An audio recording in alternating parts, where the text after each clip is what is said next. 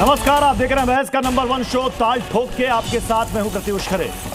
बंगाल के दूसरे फेज के मतदान में जगह जगह हिंसा और हंगामा हुआ और एक बार फिर बंगाल के वोटरों ने रिकॉर्ड मतदान किया है।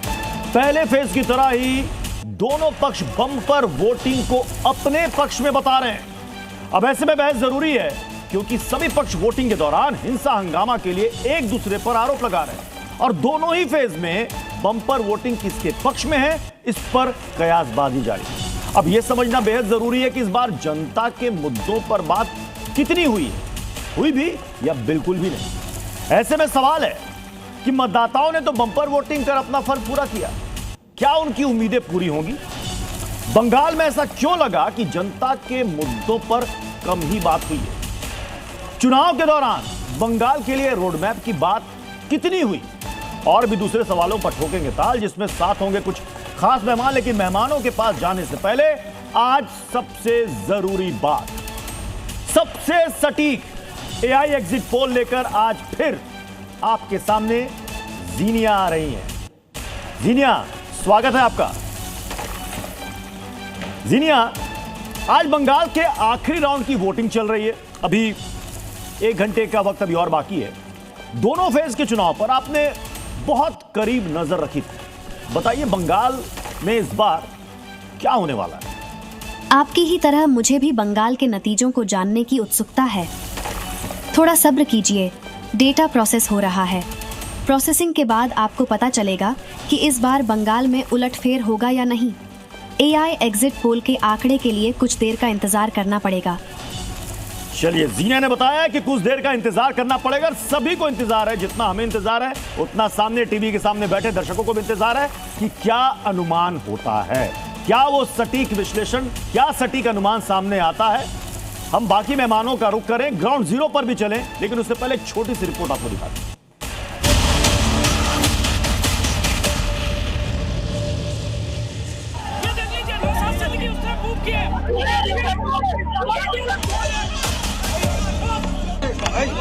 इतना लोग लेकर क्यों ममता बनर्जी घूम रहा है? ममता बनर्जी क्यों घूम रहा है इधर?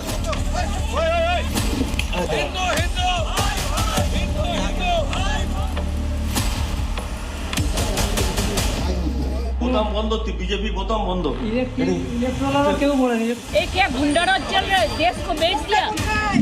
ऐसे वोट कभी होता है? ऐसे कभी वोट नहीं होता है।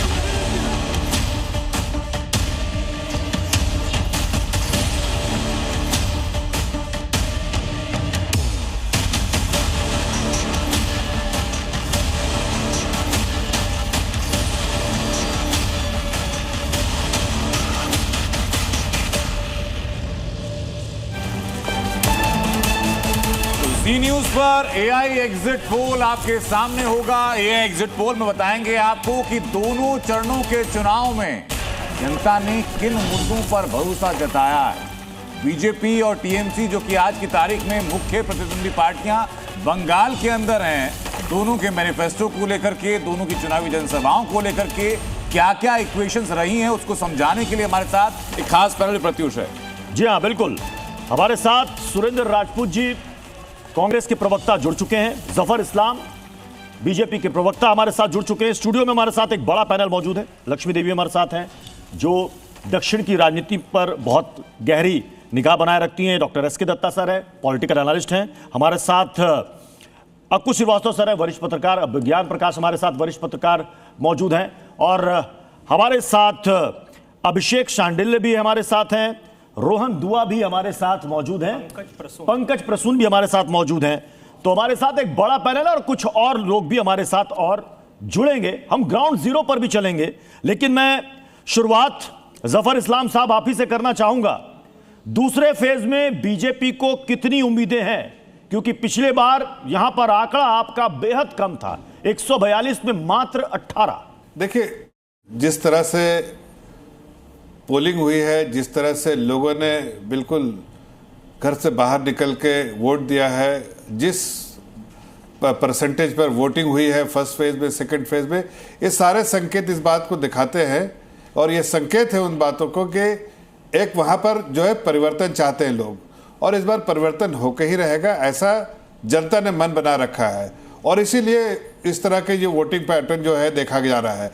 जब भी बहुत लार्ज स्केल पे वोटिंग होती है तो एंटी इनकम्बेंसी होती है, लोग उब जाते हैं उस सरकार से। और अभी देखिए ममता बनर्जी की इतनी सालों से सरकार थी, लोग उब चुके हैं। अब वो चाहते हैं कि एक चेंज हो, चेंज ऐसा हो लेकिन जहाँ सर, पर प्रदेश हित में, प्रदेशवासियों के हित में कम मौका दिया है, दशकों तक मौका दिया है। 34 साल के आसपास पहले लेफ्ट रहा, अभी तो सिर्फ 15 साल ममता बनर्जी को हुए हैं पश्चिम बंगाल के अंदर। लेकिन क्या ये बदलाव की सुबुगाहट है विज्ञान? पहले रिएक्शन आपका, मैं वापस लौटूंगा आपके साथ सर, आपका रिएक्शन क्या है सर? कि एंटी इनकम्बेंसी फैक्टर डोमिनेटिंग है इस वक्त बंगाल के अंदर? दोनों फेजेस में देखा आपने? हाँ 100%। क्योंकि देखिए एक लंबा वक्त हो चुका है ना, तो उस पॉइंट ऑफ व्यू से देखना बहुत जरूरी है। तो ये कहना कि बिल्कुल ही नेगेट हो जाएगा ये गलत है। उसका इम्पैक्ट होगा, किस डिग्री तक होगा वो इवेंचुअली रिजल्ट्स बताएंगे। बट ये मैं कतई मानने को तैयार नहीं हूं कि इन चुनाव में एंटी इनकम्बेंसी नेगेट हो जाएगी, उसका इम्पैक्ट नहीं होगा। ठीक है पंकज प्रसन्न, मुझे बताइए जरा कि ग्राउंड पर जब आपके रिपोर्टर्स, आपके सहयोगी जब उतरे तो क्या क्या डोमिनेटिंग फैक्टर्स आपको नजर आए जो कि डिसाइडिंग फैक्टर लोगों के लिए बने कि भाई किसी मुद्दे पर किस पार्टी को वोट करना चाहिए? मैं करीब 1.5 महीने तक बंगाल के अलग अलग इलाकों में था, खुद ग्राउंड पे था और लोगों से पूछ रहा था। देखिए, सबसे पहली बात कि एंटी इनकम्बेंसी थी, इस बारे में कोई डिनाई नहीं कर सकता। पिछली बार के विधानसभा चुनाव को जब मैं कवर करने गया तो लोग साफ साफ बता नहीं रहे थे, मीडिया को देखते ही भाग जाते थे।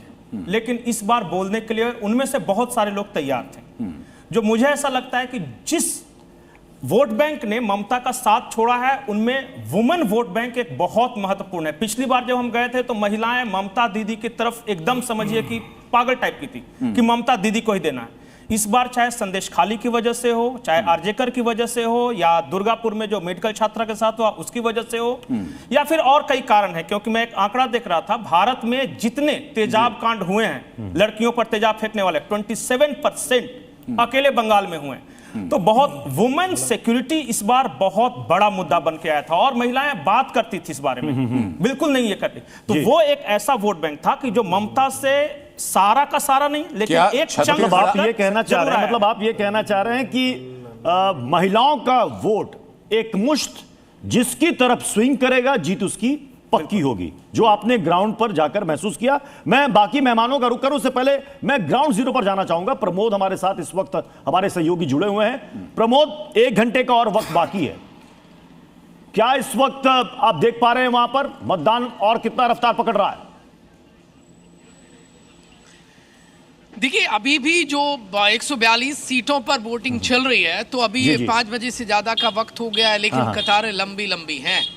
वोटर अभी तक ऐसा नहीं हुआ है एक भी मतदान के अंदर, मुझे नहीं लगता है। ठीक है प्रमोद, मैं आपके पास लौटूंगा। सुकांता मजुमदार हमारे साथ जुड़ चुके हैं। सुकांता मजुमदार जी, दूसरे चरण में बीजेपी को कितनी सीटें आ रही हैं? पिछली बार मात्र 18 थी इस फेज में।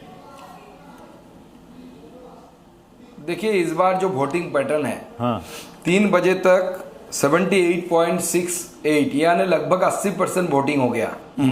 ये दर्शाता है कि जनता वोट देने के लिए कितना उत्सुक है और परिवर्तन के लिए कितना उत्सुक है। पिछले फेज में यानी फर्स्ट फेज में हमने 100 क्रॉस किया है, ऐसा हमारा आकलन है। तो इस बार सब कुल मिला के मुझे लगता है कि 170 हम क्रॉस कर जाएंगे।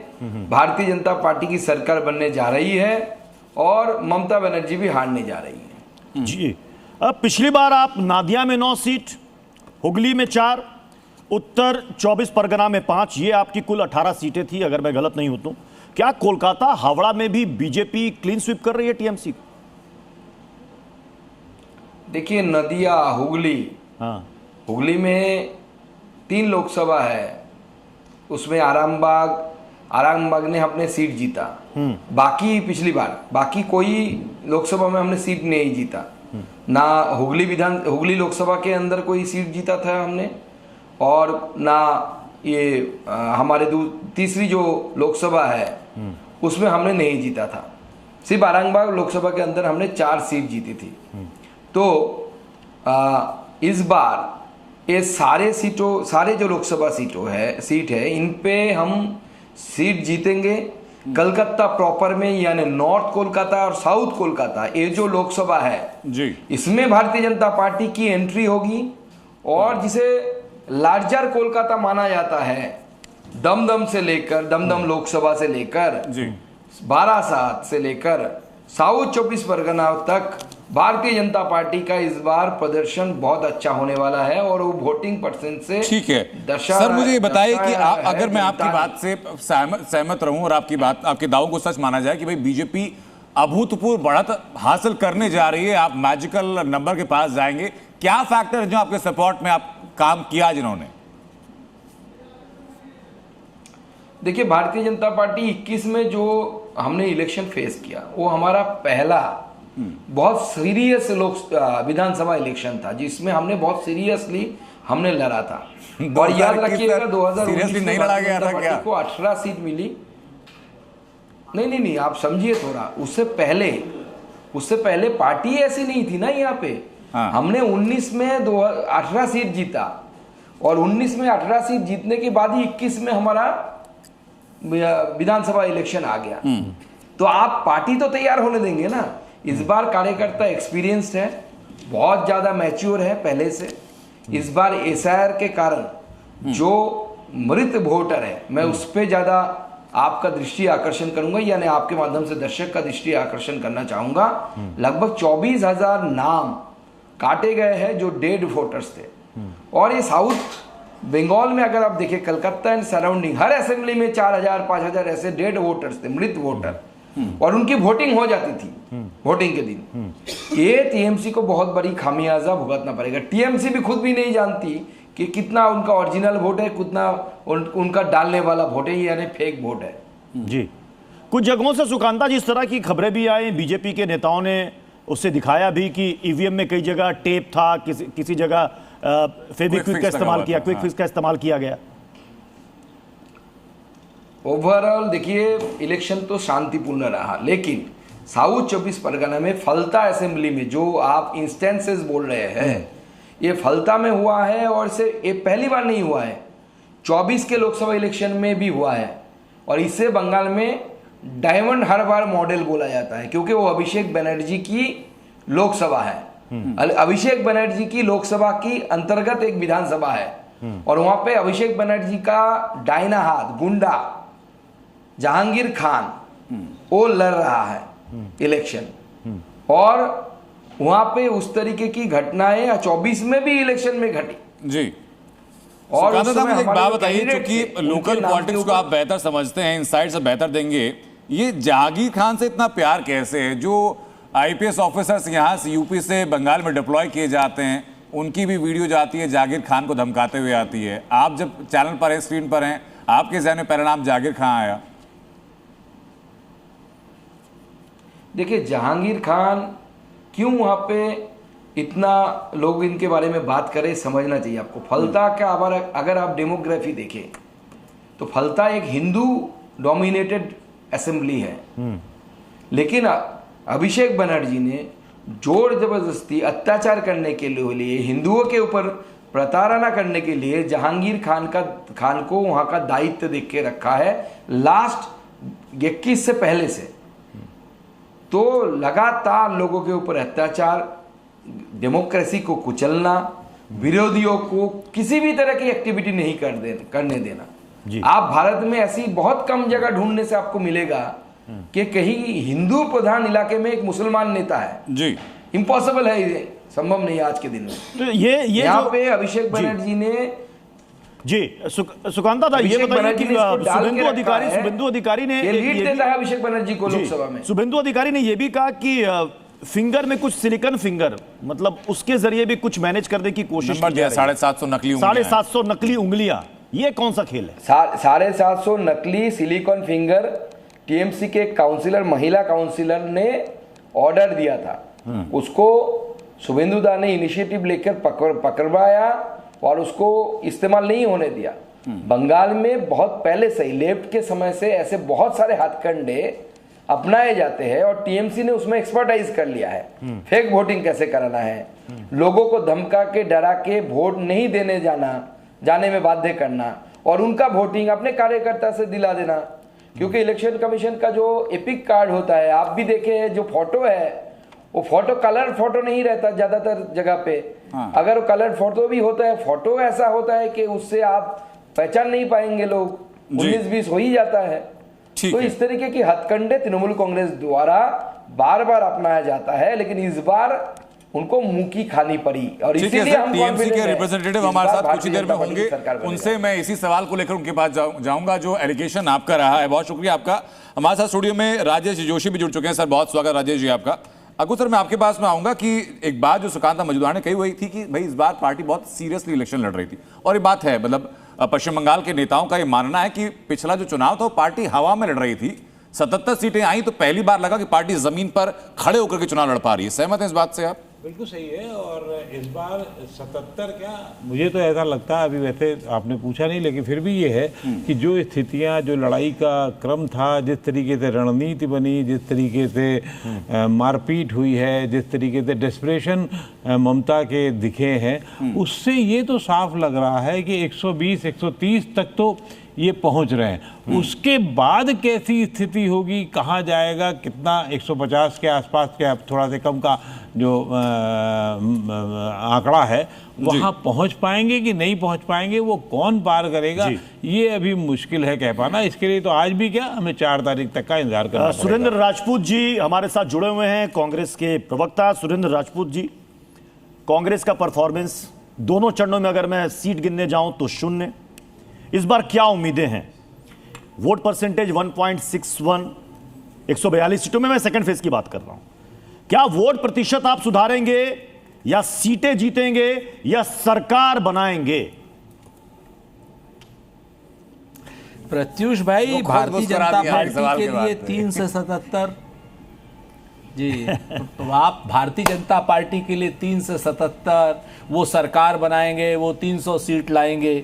और लोकतंत्र में आप लोग, जो पार्टी सबसे पुरानी पार्टी है, लगातार जनता के बीच में है, 294 सीटों पर हम चुनाव लड़ रहे हैं, आप 0 लाएंगे, क्या करेंगे, क्या नहीं करेंगे? भाई आप लोग हाकिम मत बनिए ना, जज मत बनिए। नहीं, जज क्यों बनते हैं? सुरेंद्र राजपूत जी, हम जज नहीं बन रहे हैं। जनता नहीं, हम जज नहीं बन रहे हैं। हमने सुरेंद्र राजपूत जी, अरे सुनिए ना, सुरेंद्र राजपूत जी, जब आप मुस्कुराते हैं बहुत अच्छा लगता है। सुरेंद्र राजपूत जी, आप एक बचे हुए प्रवक्ता है। मैंने सुकांता मजूमदार से पहला सवाल ये किया था, इस फेज में मात्र 18 सीटें, कितनी लाइएगा? मैं आपसे सीटों के आधार पर पूछ रहा हूं। 0 था, आप सरकार बनाएंगे, सीट लाएंगे, या क्या होगा, ये मैंने पूछा। वो कहते हैं ना प्रत्युष भाई कि लश्कर भी तुम्हारा है, सरदार तुम्हारा है, तुम झूठ को सच लिख दो, अखबार तुम्हारा है। अब इस दौर के फरियादी जाए तो कहाँ जाए, सरकार तुम्हारी है, दरबार तुम्हारा है। जनता के फैसले को पहले से मत आप जज कीजिए, मिस जज हो जाएगा।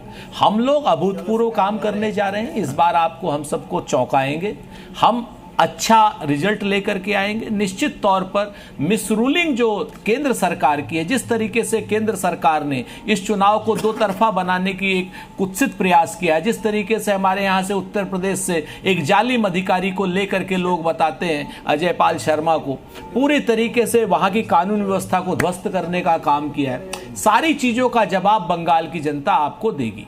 तो सरकार बना रही है, कायदे से। देखिए मैं सवाल इसलिए पूछ रहा हूं सुरेंद्र राजपूत जी, मैंने आपसे पूछा, आप सबसे पुरानी राष्ट्रीय पार्टी है, मैंने इसलिए पूछा आप सरकार बना रहे हैं क्योंकि टीएमसी दावा ठोक रही है, 4थी बार टीएमसी सरकार, बीजेपी कह रही है इस बार परिवर्तन, हम सरकार बना रहे हैं। मैं कांग्रेस के राष्ट्रीय प्रवक्ता से पूछ रहा हूं, आप ऐसा दावा कर रहे हैं? देखिए, हम सरकार बना रहे हैं या नहीं? हम चुनाव बहुत, देखिए हम बहुत स्पष्ट रूप से, हम जनता की भावना और जनता के सवाल का जो जिसका जवाब जनता दे सकती है, और 4 तारीख को आएगा। इसी वजह से हम आपके किसी भी एग्जिट पोल में भी नहीं जा रहे हैं। मैं आपको ठीक है सर, ये आपका ये नजूमी नहीं है, आपका अधिकार है, हम नजूमी नहीं है, आपका विवेक है। हम चुनाव अच्छा लड़ रहे हैं जी, हाँ, हम चुनाव अच्छा लड़ रहे हैं, जनता के बीच में चुनाव लड़ रहे हैं, दोनों के मिसरूल के खिलाफ, सांप्रदायिकता के खिलाफ, हिंदू मुसलमान, मस्जिद मंदिर जिस तरीके से भारतीय जनता पार्टी कर रही है उसके खिलाफ हम चुनाव लड़ रहे हैं। और जिस तरीके से ज्ञानेश कुमार और इसका जो चुनाव आयोग जिस तरीके से एक लोकतंत्र को कमजोर करने की कोशिश कर रहा है, उसके मुखालिफ हम लोग चुनाव। ठीक है सुरेंद्र सर, आपकी बात हमने सुनी सर, मैं सब बाकी मेहमान भी क्विक रिएक्शन में सबसे लेता हूं सर। अगर मैं अकुल सर आपसे शुरुआत करके एक रिएक्शन कि दोनों फेजेस के बाद क्या रिएक्शन आपको नजर आ रहा है, क्या सेंटिमेंट्स आपको लोगों को नजर आ रहे हैं? मैंने बताया ना कि 120-130 पे तो दोनों पहुंच रहे हैं, उसके आगे की लड़ाई जो है 15-17 सीटों की, वो कौन पार कर पाता है, या 170 पे कौन पहुंचता है, या 130 पे कौन रहता है, या उससे थोड़ा सा कम ज्यादा में, वो देखने वाला है। 130 मुझे लगता है हर दोनों पार्टियां, टीएमसी और बीजेपी दोनों पहुंच रही हैं। इसके तहत सर आपको भी लग रहा है कि मामला बिल्कुल इक्वल चलेगा, या एकदम स्पष्ट साफ जनादेश पिछली बार की तरह? मैं समझता हूं कि इस बार आशोल परिवर्तन होगा। आशोल परिवर्तन, और जनता ने आशोल परिवर्तन के लिए अपना वोट फिक्स कर दिया है। और दीदी जो कहती है कि एरा तो बाहरी बहिरागत, तो इस बार की जो लड़ाई है वो भारतीय और बहिरागतों के बीच में है कि भारतीय कौन है, बहिरागत कौन है। और इसीलिए फलता में जेके मॉडल नहीं चला, और आपके डायमंड हार्बर में जो प्रसिद्ध डायमंड हार्बर मॉडल वो भी नहीं चला जी। तो ये तो सच्चाई है। मैं मानता हूं कि कांग्रेस बेशक लड़ने की कोशिश कर रही है और लड़ाई में है, पर क्या करे? Just 10 seconds. ममता दीदी खुद कहती है राहुल जी के बारे में, अरे ये तो छोटो छेले, बाच्चा छेले, एकदम छोटो बाच्चा। तो वहीं पे तो सारी चीजें धूमिल हो जाता है। मुर्शिदाबाद मालदा बेल्ट में जरूर टक्कर में है कांग्रेस, पर मुझे लगता है कि 6-7% के आसपास वोट मिलेगा और वो टीएमसी पे। आंकड़े आपसे कुछ ही देर बाद, बिल्कुल हमारे साथ जुड़ी हुई है, आंकड़े हम कुछ ही देर बाद दिखाना शुरू करेंगे। जीनिया हमारे साथ जुड़ेंगी, लेकिन सबसे इंपॉर्टेंट सवाल जीनिया, जो कि किसी भी एग्जिट पोल के बाद लोगों के जहन में आता है कि भाई सैंपल साइज कितना है, कितने लोग शामिल हैं? ये एग्जिट पोल मैंने लोगों के सोशल मीडिया सेंटिमेंट्स के आधार पर तैयार किया है। सोशल मीडिया पर मैंने बंगाल के करीब 3 लाख सोशल मीडिया सेंटिमेंट्स को एनालाइज किया, और यही हमारा सैंपल साइज। असम में 1,50,000 लोगों के सेंटिमेंट्स को एनालाइज किया है। तमिलनाडु, केरल और पुदुचेरी से 2,20,000 लोगों के सेंटिमेंट्स को सर्च किया है। कुल मिलाकर हमारा सैंपल साइज 6,70,000। इतना बड़ा सैंपल साइज एग्जिट पोल करने वालों में किसी का नहीं होगा। जीनिया हमारे साथ बनी हुई है। जीनिया, स्टूडियो से हमारे मेहमान पत्रकार अकुश श्रीवास्तव सर कुछ सवाल करना चाहते हैं। जीनिया, एग्जिट पोल की विश्वसनीयता जो है वो सवालों को घेरे में रही है, और पिछले कई एग्जिट पोल गलत साबित हुए हैं। तो हम ये कैसे मान लें कि आपका एग्जिट पोल जो है वो सही साबित होगा? हमारा एग्जिट पोल बहुत साइंटिफिक है। हम लोगों की राय नहीं लेते, बल्कि उनके मन की बात पकड़ते हैं। हम उनसे सवाल नहीं पूछते, बल्कि सोशल मीडिया पर दी हुई राय के आधार पर डेटा एनालिसिस करते हैं। आप शायद भूल गए होंगे, लेकिन दर्शक नहीं भूले जब लोकसभा चुनाव 2024 के दौरान मेरा ही आंकड़ा बिल्कुल सटीक था। सारे एग्जिट पोल गलत थे। यही एआई एग्जिट पोल की विश्वसनीयता का सबसे बड़ा सबूत है। जी हाँ, 2024 के लोकसभा चुनाव में जीनिया का प्रेडिक्शन जो था बिल्कुल सही निकला था। अभिज्ञान सर, एंटी इनकम्बेंसी पर बहुत चर्चा हो रही है, लेकिन बंगाल में देखिए इतिहास रहा चुनाव में था 80% एंड अबव हमेशा। जब लेफ्ट की सरकार गई थी तब सबसे ज्यादा 84 है, इस बार तो रिकॉर्ड ही टूट गया। क्या वाकई में एंटी इनकम्बेंसी फैक्टर है या कोई मतलब ही नहीं है इसका? क्योंकि मैंने इसको पहले भी आपको एक्सप्लेन किया था कि एक युग था, and all of us were a part of it, जहां पर पोलस्टर्स और सोफोलॉजिस्ट की ये थ्योरी थी कि एंटी इनकम्बेंसी इस कदर काम करती है कि सरकारें रिपीट नहीं होती। फिर वो थ्योरी रिजेक्ट हो गई और सरकारें बार बार रिपीट होकर आने लगी, केंद्र और राज्य सरकार दोनों में।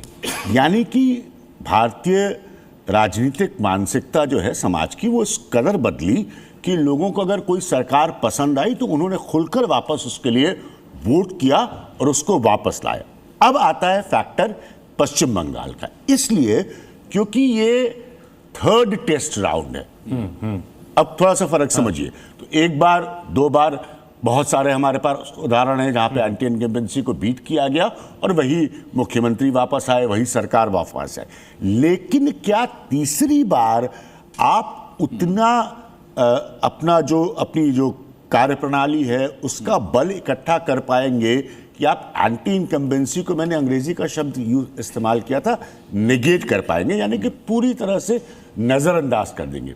इसीलिए मैंने कहा था कि मेरा ये मानना है कि उसका इम्पैक्ट जरूर रहेगा, असर जरूर रहेगा, आप उस असर को कितना कम कर पाते हैं? जैसे अक्कू जी ने कहा कि 120 130 के ऊपर डिसाइड होगा कि भाई कौन कहाँ जाकर खड़ा होता है। लेकिन ये मैं पहले दिन से कह रहा हूं कि पश्चिम बंगाल का नतीजा जो भी हो, जीत बीजेपी की है। वहां के बदलते पॉलिटिकल लैंडस्केप को देखते हुए आपने बहुत अच्छी एक बात कही, जिस पार्टी ने 3 से 77 का रास्ता तय किया था, आज वो इस एम्बिशन के साथ इस चुनाव में है, जब भी उसका आखिरी नतीजा 4 तारीख को आता है, कि वो 100-125 की सीट की पार्टी हो। और ये मॉरल विक्ट्री कम से कम है जो 15 साल पहले, 20 साल पहले आप सोच नहीं सकते थे। ये और सबसे बड़ी बात है कि बाकी पार्टियां, राष्ट्रीय पार्टियां, वो धीरे धीरे करके उनका डोमिनेंस खत्म होता रहा और एक पार्टी ने अपने आप को जबरदस्त उभारा। सोमनाथ सिंह राय हमारे साथ स्पेस खाली हुई, जिसको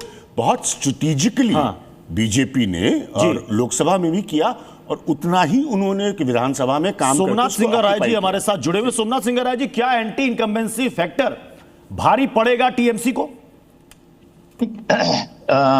ये भारी वगैरह छोड़िए, ममता बनर्जी लास्ट 15 साल से 105 सोशल डेवलपमेंट का प्रोजेक्ट बंगाल में दिया। लक्ष्मी भंडार, कन्याश्री, रूपश्री, ऐसे 105 ये सोशल डेवलपमेंट का प्रोजेक्ट दिया। अब बीजेपी ने क्या किया लास्ट 15 साल से? बीजेपी ने बंगाल के लिए क्या किया मैं बता रहा हूँ। 2 लाख करोड़ रुपया 100 दिन का काम, आवास योजना का काम, ये सब जल मिशन का काम का पैसा नहीं दिया बंगाल को। बीजेपी ने और क्या किया? यहाँ पर एक भी मुस्लिम कैंडिडेट नहीं दिया। जहां पर 27% मुस्लिम है, वहां पर एक भी मुस्लिम कैंडिडेट ये लोग ढूंढ नहीं पाया। ये लोग क्या किया? हिंदू मुस्लिम को अलग करने का कोशिश कर रहे हैं यहाँ पर बंगाल में। ये और क्या कर रहे हैं ये लोग? ED, CBI, ED, income tax, अभी तो सेना को भी यूज कर रहे हैं वोट में जीतने के लिए।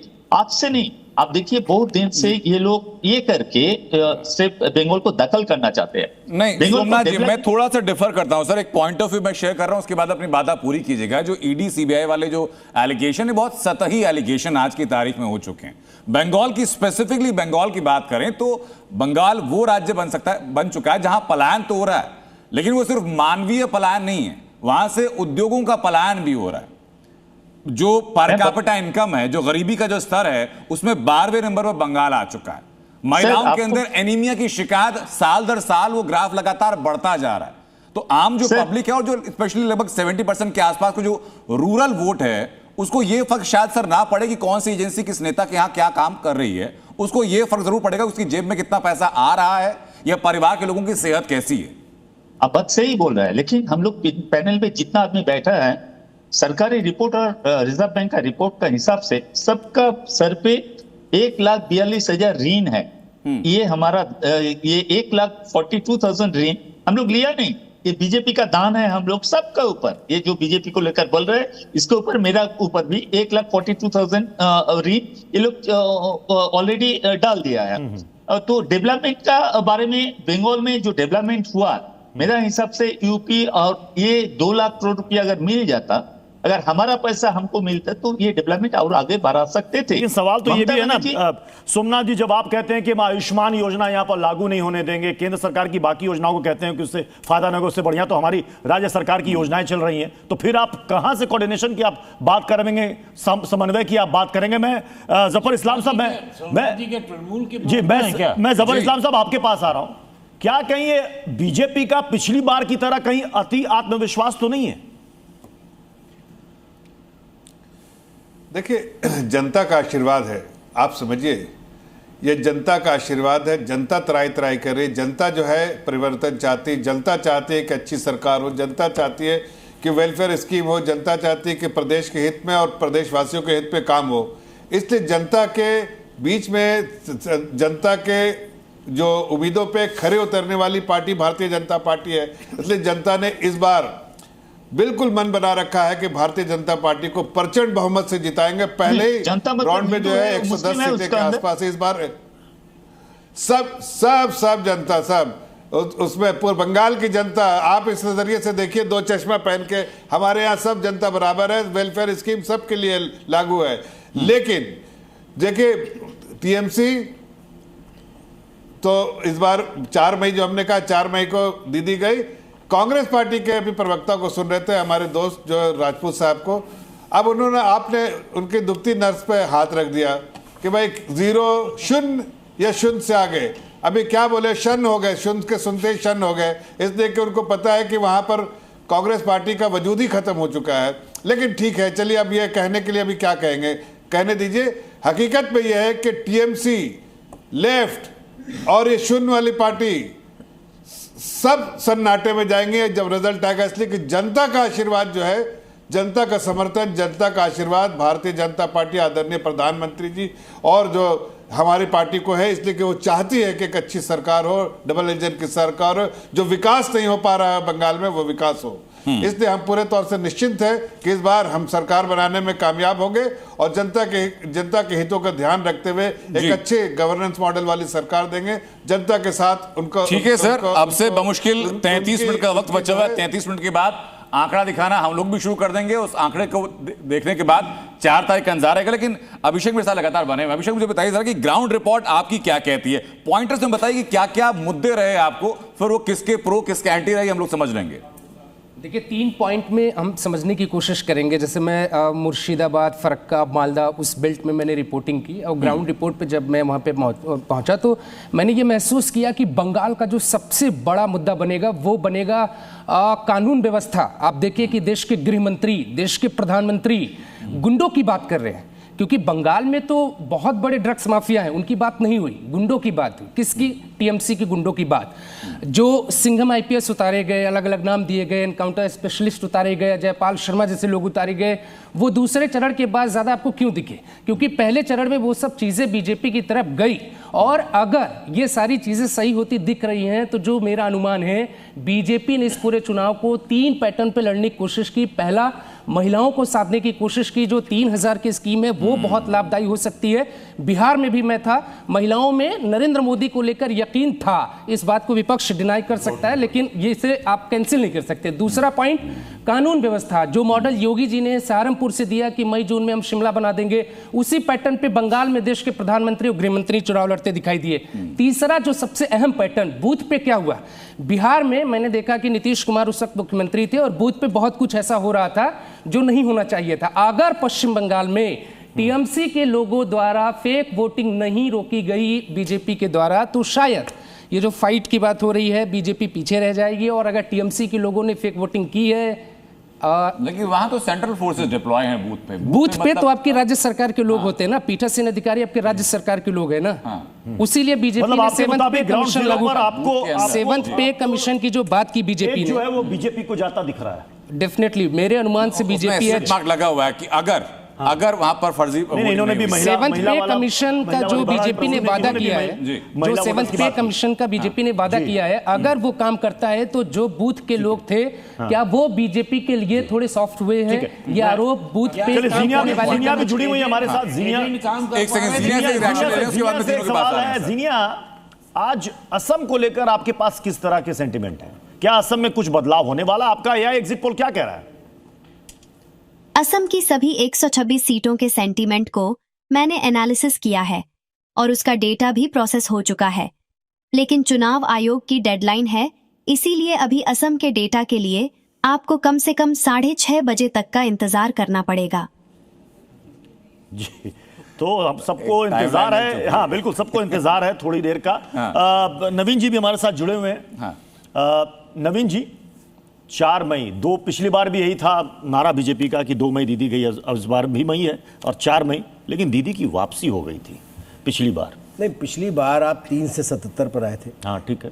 और इस बार 77 से आप 180 से 200 के बीच में जाने वाले हैं। ये मैं पहले दिन से कह रहा हूँ, 10 दिन से वहाँ से वापस आया हूँ। आज 10 दिन हुए हैं। 10 दिन में मैं जो ग्राउंड पे देखा है, जो वहाँ की स्थिति है, जैसे कि अभिषेक कह रहे थे, कानून व्यवस्था है, महिला है, बेरोजगारी है, वहाँ पे शिक्षा का गिरावट है स्तर में, वहाँ किसी आदमी की सुरक्षा नहीं है। उन सबको अगर आप देखते हैं, 180 से ज़्यादा सीटें भारतीय जनता पार्टी जीतने वाली है। आज ममता बनर्जी का बॉडी लैंग्वेज सबने देखा है, वो घर से नहीं निकली थी शाम दोपहर तक, और सुबह निकली, जिस प्रकार की उनकी भाषा थी लगातार एक ही है। पहले चरण तक कोई किसी प्रकार की हिंसा बहुत अधिक पश्चिम बंगाल के चुनाव में नहीं देखी थी, लेकिन दूसरे चरण के चुनाव में हिंसा का उन्होंने करने का प्रयास किया। ठीक है, ये बात सही है कि सेंट्रल फोर्सेस बाहर रहती है, हाँ। उसको मैनेज नहीं करती, अंदर का काम। इंपॉर्टेंट बात ये कि जो 7 पे कमीशन की बात आई है, हाँ। वो अगर बूथ के अंदर मौजूद लोगों के जहन में ये बात असर करेगी तो वो एक इंपॉर्टेंट फैक्टर हो सकता है। मैं लौटूंगा एक छोटा सा रिएक्शन सर मैं चाहूंगा कि नफीस अंसारी मेरे साथ लगातार बने हुए AIMIM से। नफीस भाई, AIMIM ने बहुत लिमिटेड सीटों पर चुनाव लड़ा और ये जानकर लड़ा कि भाई किन सीटों पर हमें जीत हासिल हो सकती है, लेकिन क्या कामयाब आप हो पाए कि भाई अपने मोटिव, अपना एजेंडा, अपने वादे, अपने टॉपिक्स, अपनी जो इंक्लिनेशन है, जो थॉट है आपका, वो लोगों तक पहुंचा पाए? सर देखिए, AIMIM ने सिर्फ उन्हीं सीटों पर चुनाव लड़ने का फैसला किया जहां पर 5 साल से हम लोग ग्राउंड लेवल पर काम कर रहे थे। वो थे मालदा और मुर्शिदाबाद की सीट। 70 सालों में CPM, कांग्रेस और बाकी तमाम सेकुलर दलों की सरकार बनी, लेकिन वहां पर विकास नहीं हुआ है। वहां पर फैक्ट्रीज नहीं है, आर्सेनिक वाटर का मतलब है, लाइन चले जाता है। गर्मी के टाइम में हमें तो AC नसीब होती है, उनको पंखा भी नहीं नसीब होता। तो इन सब मुद्दों के साथ हमने 5 साल काम किया, घर डोर टू डोर हमने कैंपेनिंग किया, लेकिन SIR करवाने के बाद कुछ हद तक माहौल बदल गया। एंटी इनकम्बेंसी का फायदा जो हमें मिलने वाला था, कुछ हद तक SIR की वजह से लोगों के अंदर डर पैदा हुआ। इनकम्बेंसी की बात कर रहे हैं, लेकिन पूरे चुनाव में बाबरी हिंदू मुस्लिम किया आपने। वोट पोलराइजेशन की कोशिश की, इसका कुछ फायदा आपको मिलेगा या वोट कटवा का टैग लेकर के ही आप साइड हो? कबीर ने बाबरी मस्जिद बनाया, ये उनका संवैधानिक अधिकार था, हमने उसका समर्थन किया।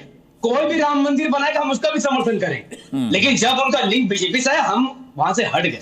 इसीलिए हुमायूं कबीर के लोगों पर तो हमला हुआ, पर हम पर नहीं हुआ है। बंगाल की जनता हमसे मोहब्बत करती है। 11 सीट पर जो हमने मेहनत किया, हमें उम्मीद है कि परिणाम अच्छे आएंगे, लेकिन भारतीय जनता पार्टी ने वही राजनीति की है जो TMC उनसे करवाना चाहती थी, जिसका हमें थोड़ा बहुत नुकसान हुआ है। एंटी इनकम्बेंसी के मुद्दे को छोड़कर हिंसा की बात की, पोलराइजेशन की बात की।